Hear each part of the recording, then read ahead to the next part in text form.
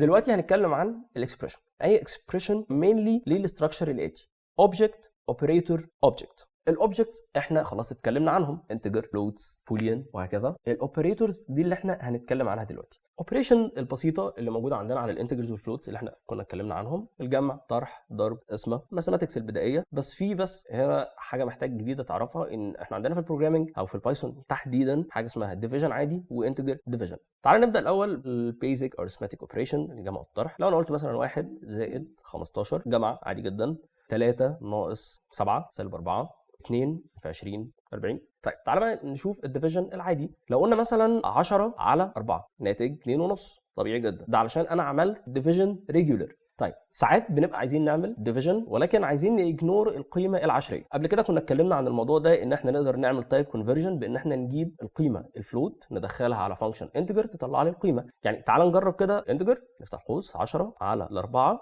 والاوتبوت 2. طب انا عايز اجيب نفس النتيجه من غير ما استخدم فانكشن انتجر، هعمل ايه؟ هقول 10 ديفيجن 4. لما اعمل 2 سيمبلز اوف ديفيجن ورا بعض، فانا كده بقول له انا عايز اعمل انتجر ديفيجن، يعني اقسم لي عادي ولكن الناتج اعمل اجنور للقيمه العشريه، فهنلاقي ان الناتج كام؟ 2 برضه.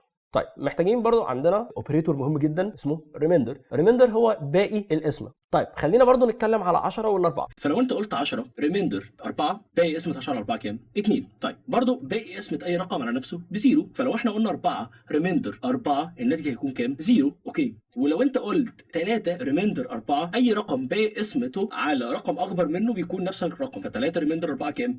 3. محتاجين نكيب ان مايند الاوبريتور ده عشان هنستخدمه كتير الفتره الجايه. والاوبريتور اللي بيدينا البرودكت اللي هو ضرب رقمين، لو احنا استخدمناه مرتين ورا بعض فده كاننا بنقول ان احنا عايزين نرفع للاس. يعني انا لو قلت 2 في 3 هيديني كام؟ 6. طب لو قلت 2 في 3 طبعا الناتج هيكون كام؟ 8.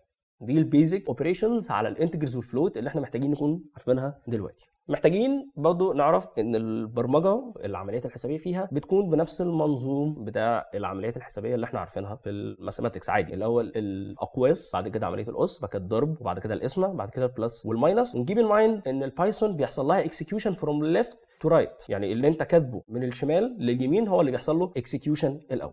فلو انت شايف 3 في 5 زائد 1 ايكوال 16. طب لو احنا عملنا قوس ما بين ال5 وال1، 3 في افتح قوس 5 بلس 1، هيحصل الاول ايفالويشن للقوس، فيبقى 5 زائد 1 بكام؟ 6 في 3، فالناتج هيكون كام؟ 18. keep in mind ان البايثون بيتعامل بنفس النظام.